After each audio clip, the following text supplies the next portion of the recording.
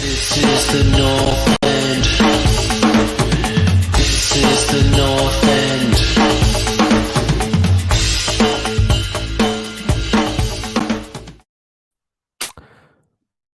What is up, people? My name is Paul Forrest. This is the North End, a Premier League fan channel on YouTube.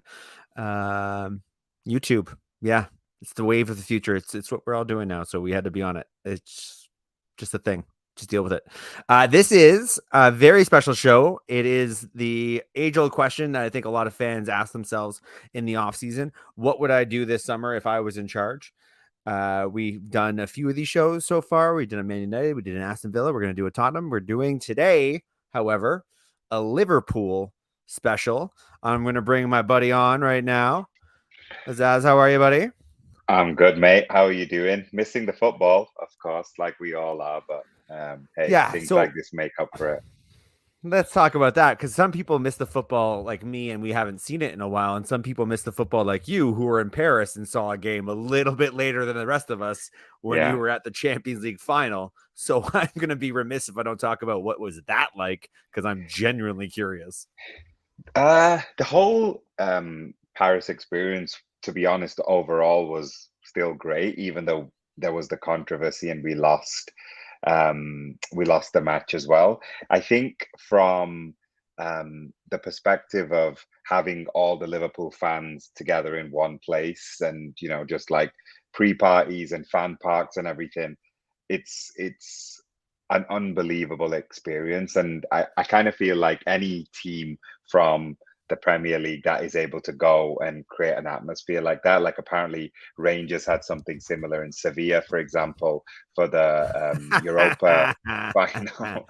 Yeah. So yeah, whatever. That part of it was amazing. The game itself was highly what's the word? I do think that the trouble around it definitely had an impact. The crowd was a lot flatter than, the crowd was a lot flatter than normal. People wondering what the hell's going on. And then obviously, like, even though Liverpool weren't particularly at their best, we were still slightly better than the other team. So it's never nice to be smash and grabbed, but at the same time, you know who you're playing against, and if you continue to miss chances and their goalkeeper continues to have a worldie, then what's going to happen is exactly what happened. So yeah, no, mate, no arguments with the overall season, because it was fantastic. And I'm not really one of those people who likes to get to the end of the season and work backwards. Like, I don't particularly want to be like, oh, because the last 6 days of our season didn't go to plan, we suddenly forget everything that happened before it as well. Yeah, sure. Like if those two games had gone differently, it would have been even better and even sweeter and even more memorable. But like, no one's going to take what happened after we played Chelsea on the 2nd or 3rd of January all the way up until the end. Like, no one's ever going to be able to take that away from me, certainly. I know that obviously there are some Liverpool fans who are completely caught up in what we did and didn't win, just like there would be from any fan base. But from my perspective, one, if not the most memorable seasons of all time, when you look at the whole totality of it all. Yeah, and if anybody's watching this and doesn't know, I'm a Man United fan. I'm going to be the first one to say there's not a hell of a lot I'm going to chirp when it comes to Liverpool season. I think you guys were in it until you weren't, but it was the last day for some major competitions where that was the case. And that's a good season, if not a great season, for any club that can do it, especially across like multiple competitions like that. There's not a hell of a lot you can walk away with without saying that had to have been at least an entertaining, dramatic filled season, which is all any sports at. Like, I mean, it's great to win a trophy, but what you really want is the drama and the distraction from our mundane, shitty lives for at least a season. Yeah. Like, I haven't had that kind of distraction for about 10 years since Ferguson left, and now all my pain and angst is coming from my team. So yeah, whatever. That's my burden. Yeah. I'll deal with it myself. I completely agree, mate. I think that, like, obviously trophies are the icing on the cake, but for me, even though I support a big club that's successful and unlike yourselves, who's also like you've won a lot, like Man United have won a lot. We have, yeah. Other teams that were bantering Liverpool like after the final, like some of them have literally not won a trophy in like X number of years, and it's like feels like a really sad existence, to be honest. If you're like worried about a team who's tried to go for 4 and got 2, Yeah. two of those things that you haven't got for a while, but. Yeah. I'm trying not to name names, but like there are certain fans of certain clubs, Crystal Palace, who all of a sudden get very vocal about my club where I'm like, who are you? What's your club? But at the same time, I can't fault them for having a go because they need it. Like they don't support a bigger club and talking shit about any club, bigger or smaller. It's part of the joy of watching the game. So I try to take it in stride. But yeah, I mean, you had a fantastic season. Net takeaway, you went to Paris. You had one of, I'm sure, the most exciting experiences any football fan can have in their life. And yeah, it didn't work out. It could have been a little bit better or much better, I'm sure. But you know, at least this way you came home. You might have still been in Paris right now if you had won the Champions League. We don't know. Yeah, who knows, mate? I even had issues getting home, to be honest with you, because the flight was from Paris to Frankfurt, Frankfurt to Toronto, and it didn't quite work out that way because of one of the two monopoly companies we have running our airlines in Canada. But I digress. We don't need to get there right now. It's a hot time here in the Toronto Pearson International Airport area. It really is. But we won't get into that. Really and if you had been stuck in Frankfurt for a little bit longer, maybe you wouldn't have been able to play this game, which is what we're about to start. So here's the rules. You are now the director of football.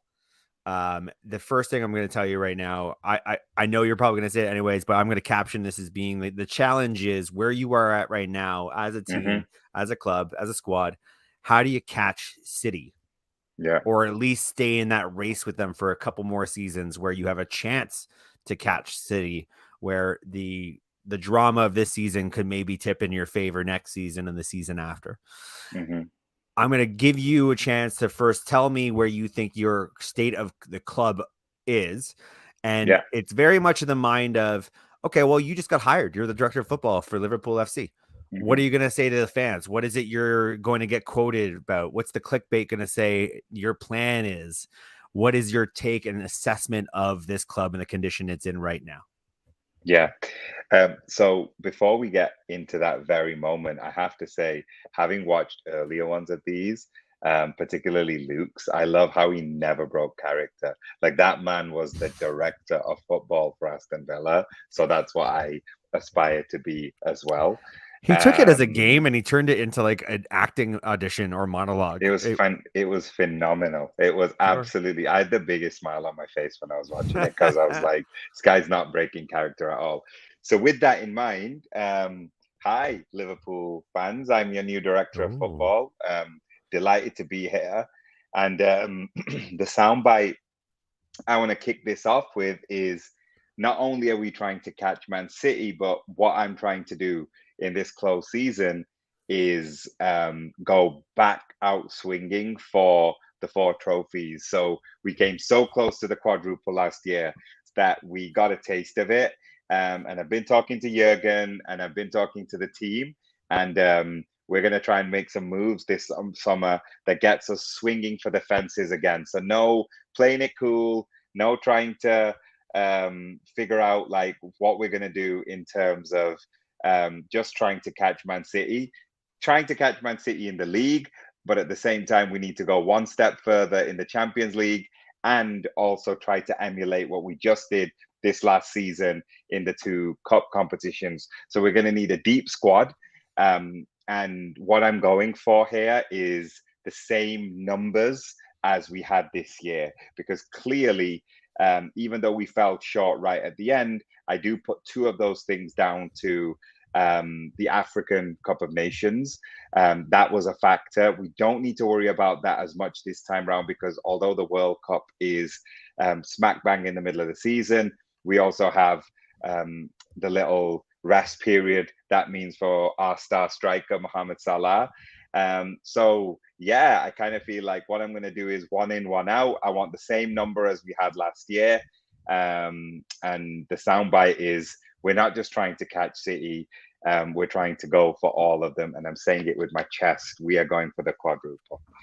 You cocky mofo. Liverpool fans are a light. Twitter is a light. People who are Aston Villa fans, like Luke Connolly, are just openly talking about how much they love this new, hip, young director of football, Liverpool FC. The world is just blowing up. Man United fans like myself are freaking out because they're openly talking about going for all of it. Oh no. So now we get into the math of it all. This is an exercise. This is a mental exercise. This is a bit of a game. It's a little bit like a video game. A hypothetical amount of money has been given to you as director of football. You will be allowed to spend this money on players and to raise more money by selling certain players. The market value has been determined by me. I'm the gatekeeper of prices in this game. Tried to be as fair as possible, and we can talk through some of the prices should it come to that. But based on some conversations we've had and some research we've had into Liverpool, we're expecting a transfer war chest this summer in the vein of 100 million. Seems like that's the going rate. Almost every single Premier League club is going after if they're in the top 6. Or if you're Aston Villa, 300 million if you're somehow middle of the table, but I don't know where they're getting this money. I am still shocked that financial fair play hasn't caught up to them. So 100 million. Mm-hmm. Now, I know you're not necessarily happy with that 100 million. And the start of your plan is to get through the outs. Some players that you've decided to move on. So we're going to go player by player. And as outlined, the prices of these players as they are moved on will be on screen. Yeah, let's do it. So, like I said in the intro, it's 1 in, 1 out for me. And unfortunately, what has happened is our beloved Sadio Mane has decided that he wants to seek out a new challenge. He's playing games with the media saying, is it Bayern Munich? Is it Marseille, which is his boyhood club? But as far as I'm concerned, we're not going to do a deal for Sadio Mane for less than 40 million. And I know it's not pounds or dollars or euros, it's just this 40 million. So 40 million is the price that we are selling Sadio Mane for. Nothing to celebrate about a club legend leaving. Genuinely believe he is the first instrumental signing of Jurgen Klopp's reign that ended up changing everything and giving us some amazing times. But the time has come that we have our hallowed original front 3 of the Klopp era. Their contracts are all winding down at the same time. And Sadio Mane is the one who's let us know that he won't be re-signing. He is seeking a new challenge. And with that, we are ready to part ways with him, unfortunately, at the price of 40 million. So, Sadio, thanks for all the memories. You'll forever be a legend. You are a king, and we're so proud of all the stuff you did. But good luck with your new adventure, and we'll be using that money to go from 100 million to 140 million to spend in the transfer market. This one is very difficult. Naby Keita, the reason we are trading at the price for Naby Keita as well is because Naby also has just 1 year left on his contract. And, you know, there's definitely two extremes of Naby Keita fandom. On one side, you've got people who are still adamant he's never lived up to the number 8 jersey that he inherited of Steven Gerrard. There's people who say he's injury prone, he's inconsistent. And then on the other side, you have a completely different set of people watching a completely different game who are enamored with everything Naby was meant to be for us and think that he's lived up to his potential. Of course, as the director of football, I have my say. And from my perspective, I think Naby Keita is a great player. I think that he has not yet lived up to the potential that we were hoping from him. But my big concern is I don't want to see this man leaving next year for free. And at the same time, we have a couple of irons in the fire for some midfield talent. And at this point, we started with 100 million. We got 40 million extra for Sadio Mane.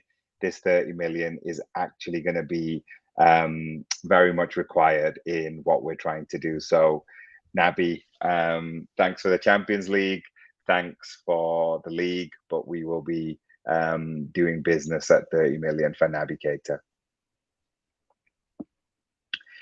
The Ox, Alex Oxlade-Chamberlain. So I genuinely think that this man is the only person whose season actually tailed off way before it was meant to. We do have a couple of people like Harvey Elliott who started the season as a starter actually last season, got a horrible injury against Leeds and never refound his form. But he's so young. He's going to be such a big player for Liverpool. I think a lot of Liverpool fans are still expecting a lot from Curtis Jones, me being one of them. And he didn't quite live up to that this season. But again, there's going to be so much more. Unfortunately for Alex Oxlade-Chamberlain, the time's just come.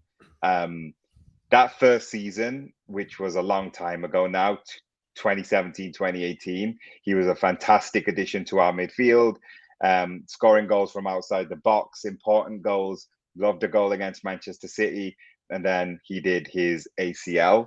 And unfortunately, he's never recaptured that form from the first season. And as the years go by, I think Alex Oxlade-Chamberlain wants his own story. He wants to be a starter somewhere. Back in 2017, he was actually quite prominent in the England setup. Of course, he's nowhere near the England setup anymore. So I just think it's time for both us and the Ox to part ways. And I kind of feel like he is just due a fresh move, and we are happy with the money that we'll receive for him. So we're gonna do the deal at 10 million for the Ox. This one hurts, I'm not gonna lie, because as somebody who lives away from, like, Canada is my home now, but from someone who was away from his family during the pandemic, I can only imagine what it must have been like. Life must have been like for Takumi Minamino to actually sign weeks before the global pandemic hit. So here's a man who, was living his best life in Europe, a great player, and was a star man alongside Haaland at his club. And then Liverpool, he played against Liverpool, classic 90s AC Milan vibes, where somebody plays really well against Liverpool, so they just go ahead and buy him. He had a 7 million release clause at the time, which was obviously undervalued and based on a previous contract. The man had to settle into a new country, a new club, a new league during a global pandemic, and not just a global pandemic, a lockdown. So have a big place in my heart for Takumi Minamino. And also he is the top scorer in the Carabao Cup and the FA Cup for the winning team of that. So he definitely comes with some pedigree. We think that there's a bright future for him. Unfortunately, with Sadio Mane leaving, as well as Divock Origi leaving on a free, we just really need to figure out what our attacking depth will look like. And with that in mind, we've had an offer for 18 million for Taki Minamino, and we're going to be doing the deal just to add to our coffers. And that rounds us up to 200 million, I believe. Actually, no. Yeah, I was just going to say, sorry, that's 198. And then the 2 million is topped up by Ivan Drago's body double right now, Loris Karius. So listen, there's going to be some space in the gym at Liverpool's training ground at Kirby these days, because Karius is no longer going to be on the bench pressing machine. It could have been also different if he hadn't decided to pass the ball to Karim Benzema in 2018. And then, I feel bad for him. No one needs to go through what he went through. He's been out on loan. He's then come back to Liverpool. And at this point, he is just taking a squad place. So Loris's agent came and had a word with us and said this is the time he finally wants to move on. And at 2 million, you're getting, I think, a Germany under-21 goalkeeper. And if you can keep his protein shakes in check, I think he'll be very happy. He'll make a great goalkeeper. Not sure what his agility will be like these days, but hey, rounding us up to 200 million, so we can do some trolley dashing at the store and go shopping this summer. So yeah, there are our outs. And finally, the much documented Divock Origi, Liverpool legend, man, cult hero, man for the big occasion. And he's going to have a great career somewhere else. We believe it's AC Milan. But the reason we have to include him in this episode is because we're going to have to replace him as well. And that's why we're making some wholesale changes in attack. So Divock, we salute you. We love you. Go make yourself a legend somewhere else and we'll miss you. All right. So we have raised 100 million by moving on Sadio Mane, the Oxlade-Chamberlain, KARIUS, KEITA, AMINO, Origi. From what I'm seeing from this list, like outside looking in, Premier League opponent, let's call it. Mm-hmm. I'm looking at this and going, they've weakened themselves by one position and they've moved on a lot of dead weight. And that one position that you weaken yourself in, I'm looking at it and going, that's a hell of a player, hard to replace. Sadio Mane over the past 3 or 4 seasons in the Premier League, Mm-hmm. consistent, skillful, high energy. One of the things I hate about him, but would love about him if he was my player, is that he has this kind of old school, almost 90s basketball player mentality where it doesn't feel like winning is enough. Like Mm-hmm. if you don't score 5 goals in a game and you still win the game, it's not a good game. Like he carries himself with a certain energy I've always admired and also hated because, again, he's a rival. But you have essentially moved on 6 players, raised a very useful 100 million, bringing your new war chest up to 200 million. I'm going to give you the mic in a second and give you an opportunity to talk through the players you're going to bring in.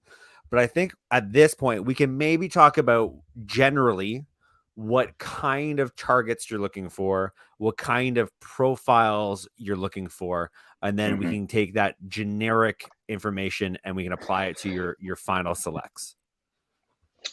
So the profile we're looking for is to basically go for Jurgen Klopp 2.0 is what we're trying to do. So I think the big thing is Sadio Mane is, of course, somebody who we're losing from the first team, like immediate first choice starter.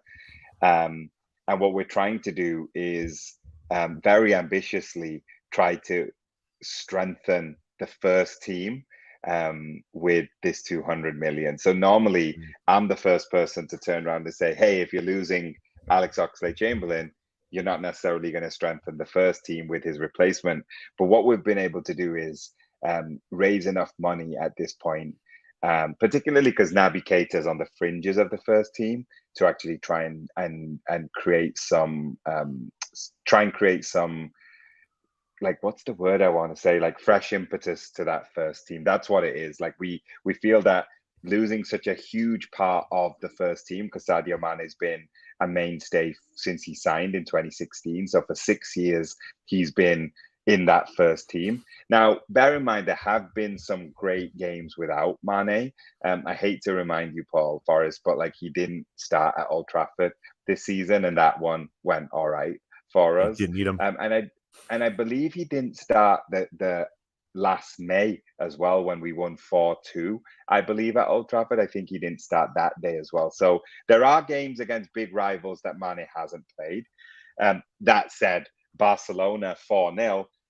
Salah's injured, Firmino's injured, and Mane actually starts with Divock Origi and Shaqiri. So he's also in reverse been the guy. And 2016, 2017, like I said in my intro before, he's the person who started Klopp revolution from a perspective of bringing people in. So that's what we're looking to do. We're losing a massive part of our successful team.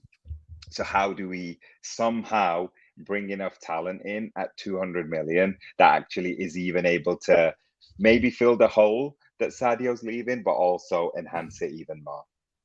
So I'll word it a question this way as well. With Sadio Mane, a star player, done a lot, right? We've highlighted how hard it'll be to replace him. You did not win the league. You fell short of City. So how much of what you're about to unleash in the world is not just catching up to the loss of Sadio Mane, but that real injection of whatever that quality is you think you were missing this season to get up into Man City's face, who also, let's be honest, at time of recording, Erling Haaland has been now joined a Man City player. They've leveled up theoretically in their goal scoring. Time will tell if that actually works out.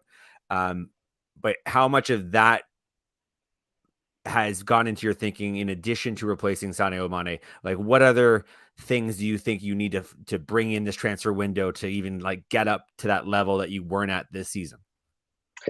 Well, here's the thing. I think we've got the best goalkeeper in the league, and I think we've got the best number 2 in the league. So not touching anything there.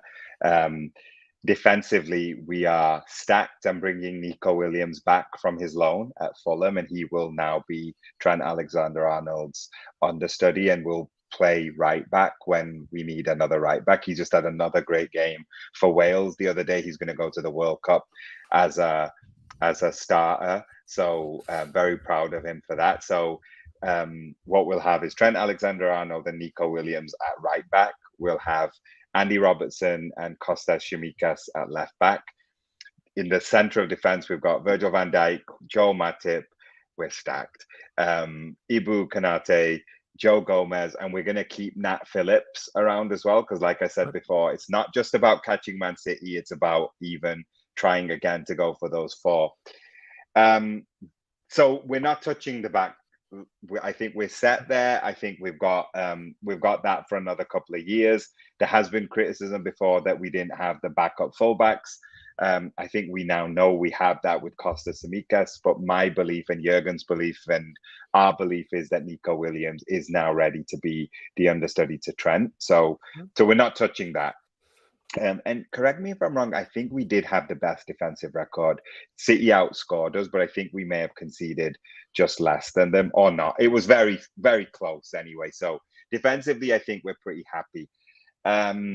Midfield is something I want to add some creativity to. So, my starting 3 has always been Fabinho anchoring the midfield, Jordan Henderson and Thiago. And then even myself, I thought that Naby Keita was threatening to become part of that. I actually want a new starting midfielder. I want somebody English. I want somebody with flair to start. Now, that might be Harvey Elliott, or as we get to the next, the ins, we might be buying somebody else. So that's one thing I definitely want to add. I do also want to add that we have, like with Origi for free, we have also added Carvalho already from Fulham, and we're very excited to have him joining youngsters like Harvey Elliott and Curtis Jones, who we still expect to really kick on. Harvey Elliott, I would expect to push to try and get into the England squad for the World Cup. The World Cup might come too soon for Curtis Jones, but Carvalho is another addition that we'll add to that. So in midfield, we're going to have one addition. I think that's going to be huge.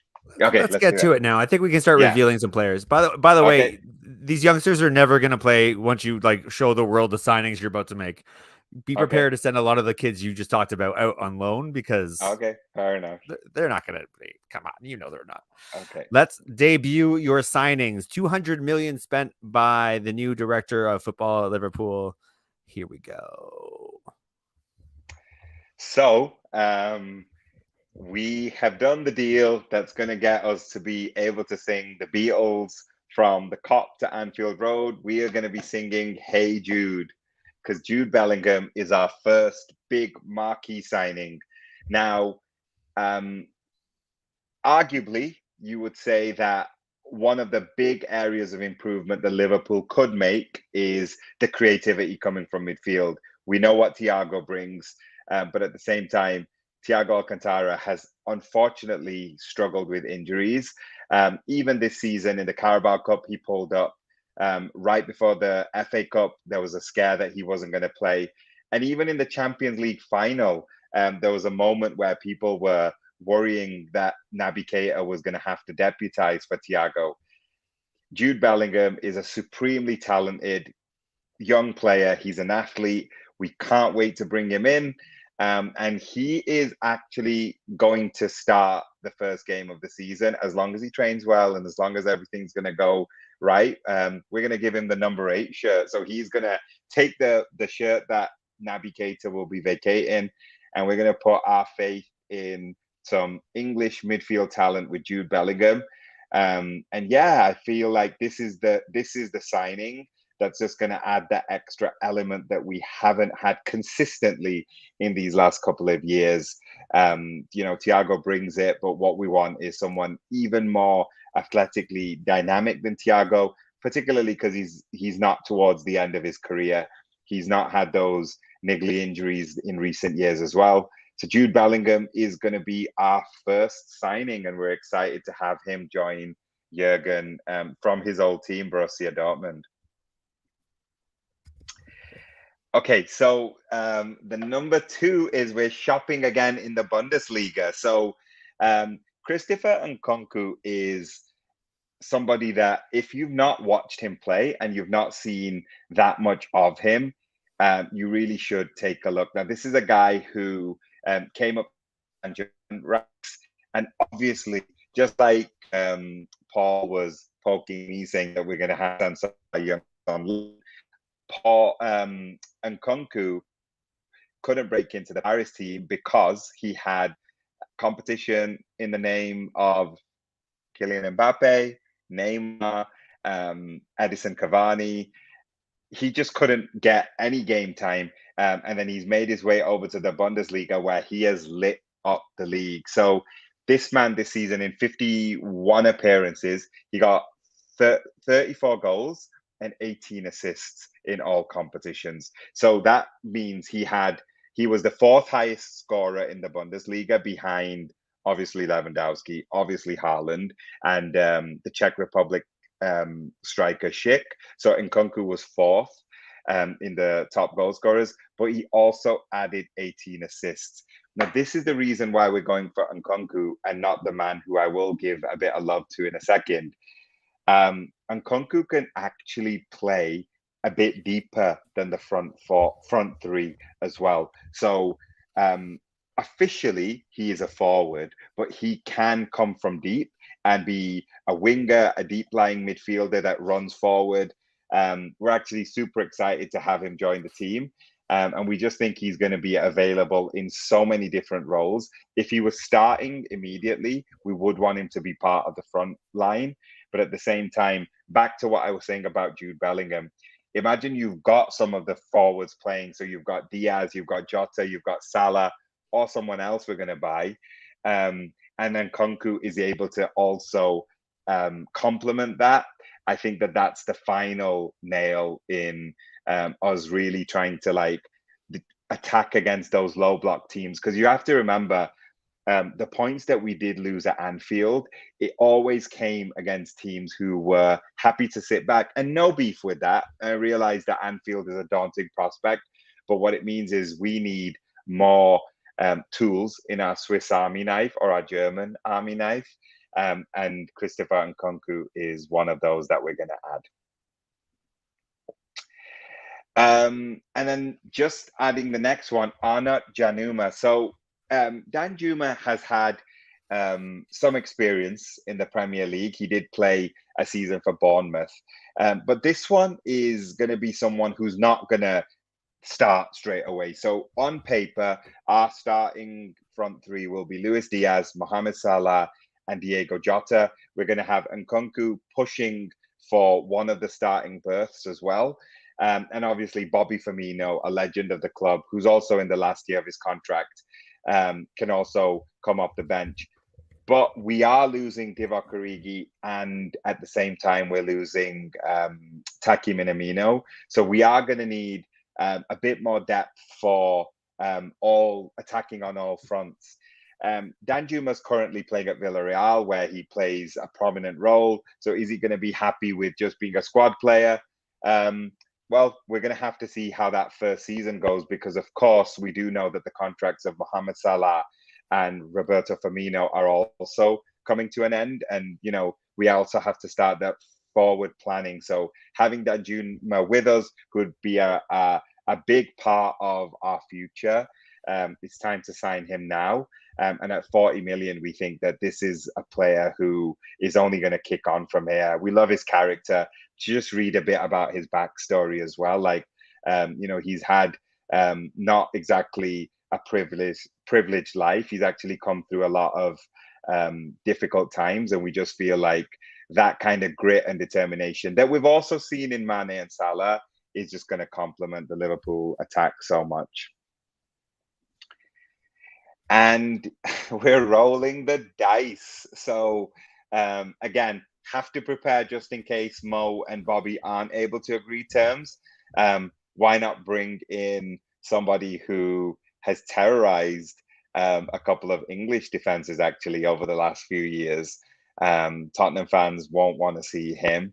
But we're actually super excited to also add Serge Gnabry, German international, to our attack. So yeah, like, we are losing the three in attack. I've said it a couple of times: Mane, Origi, and Minamino, and we're bringing in NKUNKU, Danjuma, and Gnabry.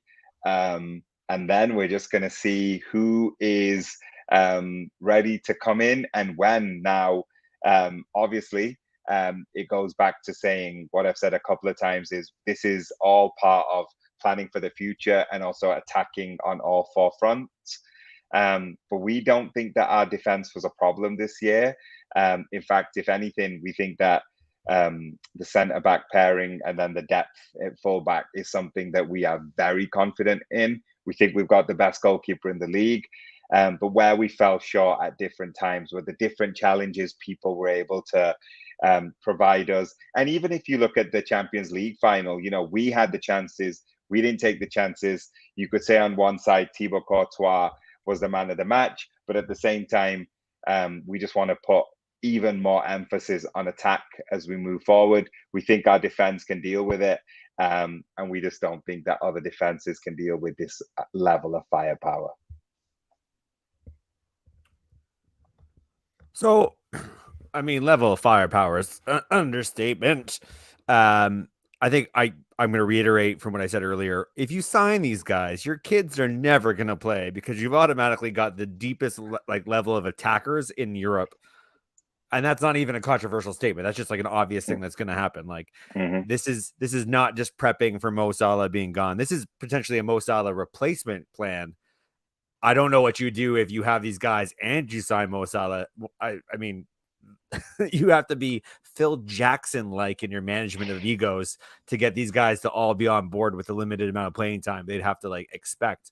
But you know, that's Jurgen Klopp's issue. That's not your issue. You're just giving them the tools to maybe push them over the edge and beat City. So I'm going to remind everybody who's watching, we're not saying this is going to happen. We are not predicting the future. For example, Jude Bellingham is a fantastical signing that will never happen because it's not going to happen this season. But for fun, we're going to let it happen. Because maybe in a season, he'll come to Liverpool. Not. The issue with him specifically is I just don't see, you don't lose Haaland in a season for a huge chunk of money and then lose your other star player who you know will be worth a ton of money the next season anyways. So he's the only one I'm going to ask a question about because he's the only one from a practical sense. The other ones, I think they're all looking for a move anyways. I think every single one of them down to a man, with maybe Serge is not necessarily moving because Lewandowski's going to go on. But I don't know how happy he's been at Bayern Munich either. There's rumblings that he might be looking for a move anyway. So there's 3 or 4. I can see it happening for sure if they were told that Mo Salah maybe isn't going to stay. But Bellingham is an interesting one because I am interested to know who else was considered for that midfield position that wasn't as good as him for obvious reasons. He went with Jude Bellingham, but for this exercise of it probably won't happen. What are the other kind of Liverpool targets that are being evaluated right now for midfield?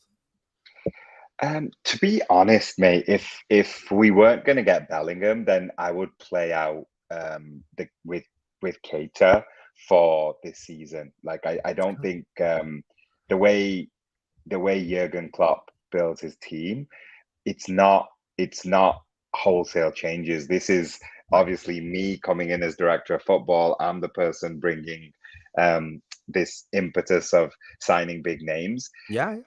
Jude Bellingham is the guy that we want. So when you were looking at players, you were just looking at Jude Bellingham. You're like, no, this kid, get him. Exactly. Yeah. Okay. I believe that for us, it's like having that outstanding midfielder who can do it all. We've had one before.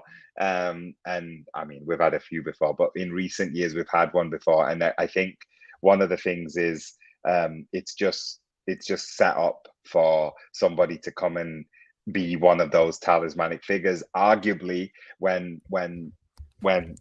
if Mohamed Salah leaves, there's a huge hole again for who is the star man, I guess. And currently, the fact that we are at the point where Mo's not signed and he's talked about he will be here next season, and he's been very clear to say I will be here next year.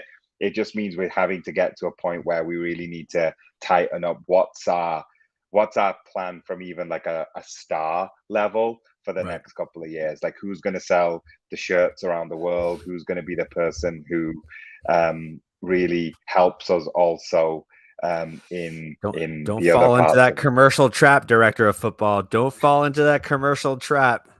Ed Woodward trap. Yeah. You better than that. Well, it's an interesting because I mean, I look at Liverpool and I do think there's a change coming because it's just it's going to happen sooner or later. It just has to. It's the way sport works. I do think that you would be hard pressed to replicate the success of that front three. So not chasing a replica of that front three, but having a strong front three, but maybe finding a little bit more strength in the spine. That you've had strength in the spine. It's not to say it's been a position of weakness, but if you can really get the 21-year-old and build around him, that is the Bellingham. Like I do think whoever ends up getting him, because I think he comes to an English team sometime in the next year or two, it'll be a huge get because it's a centerpiece player. For 10 years, you can build a team around that guy. And I think it's a little like Declan Rice in that we're going to be saying their names for a long time, and they're going to be the new guys that are on the teams that are, you hope, challenging against the cities and maybe the Newcastles moving forward.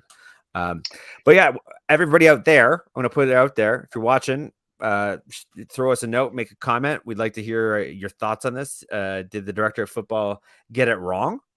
Did he get it right? Is he in the middle? Should he get fired? Is there going to be something trending on Twitter about the disaster that is Liverpool Football Club and the new direction? Or are we starting the season feeling like, oh yeah, you know what? Watch out, City. We're coming for all 4 trophies this year. I don't know for myself. I still struggle a little bit with the impact that Sadio Mane and the loss of that player will have on your team. I do like every signing you suggested, though. I gotta say, like, I look at that as being like, again, I said it, like, I think you would have the sexiest, strongest attack, even and in a league that's going to have 5 subs next season. Just the things you could do at the 60th, 65-minute mark against a low block team that's exhausted. Oh man, I think you might have. That's what I've gone for. And sorry, yeah, you hit the nail on the head. That the other part of this that I hadn't yet said in the time as well is making use of the substitutes, because back to where we struggle with the low block, it's always, you always have to pick and choose. We can just roll the dice at this point. Woo. We haven't really talked about it yet as a show, but that 5 substitutes rule is going to be just a crazy advantage for the bigger, richer teams with like a depth of squad. Like that's gonna be, I don't know, man. Well, it's gonna be a subject for a different date, but I actually feel like it's gonna be a real divisive decision. I think the point difference between the haves and the have-nots will get a lot clearer next season with 2 more substitutes being able to brought out from teams that have, like, even Everton will have a better squad depth in theory than like promoted Bournemouth or like anybody.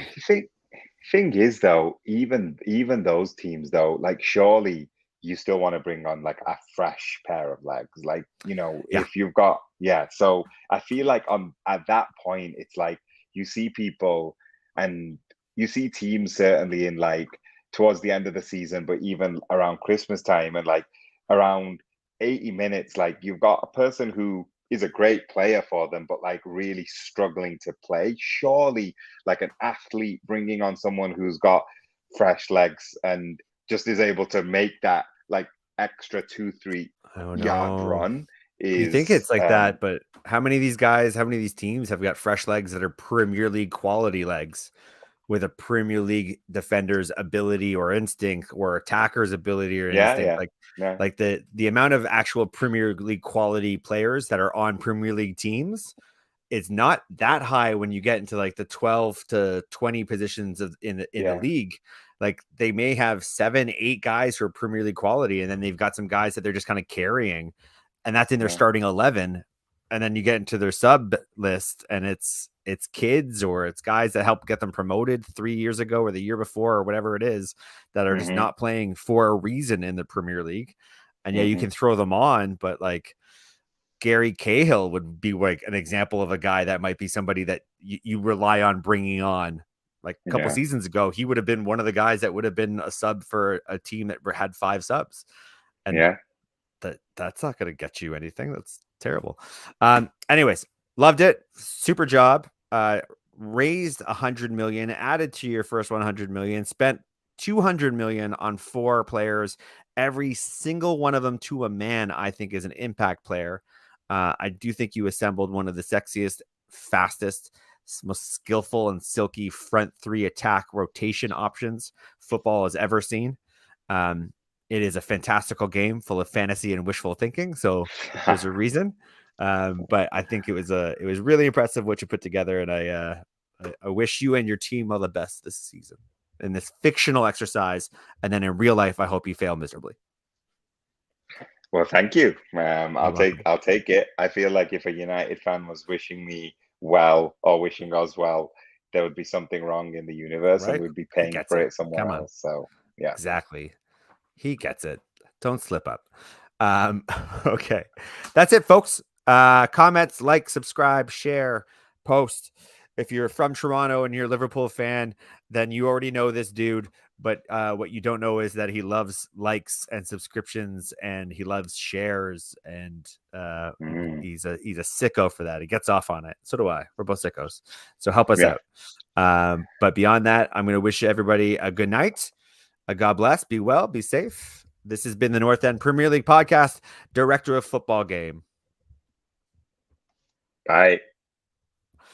And then I linger a little bit to make it awkward for everybody. And then I find the ending slate and I say, peace. This is the North End. This is the North End.